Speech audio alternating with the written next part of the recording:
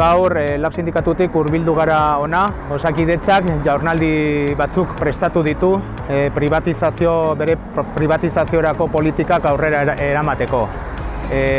Guk gelditu ditugu privatizazioetan 194 milioi eta gaur honetan ematen du hartatuko dutela bai biltegien privatizazioa eta ere gure errekurtsoen aurka egiteko jardunaldi bat. Guretzat oso argi dago, osasun publikoa indartu behar dugu eta hori egiteko privatizazioari mugak jarri behar ditugu.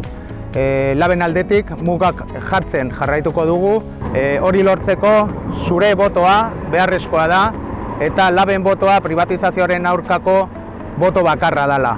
Hemen egiten ari gara ekintza sindikala privatizazioaren kontra eta publifikazioaren alde. Azaroan 28an bozkatu Lab eta hurrengo egunetik gerorako privatizazioaren aurka egongo gara beti eta betirako.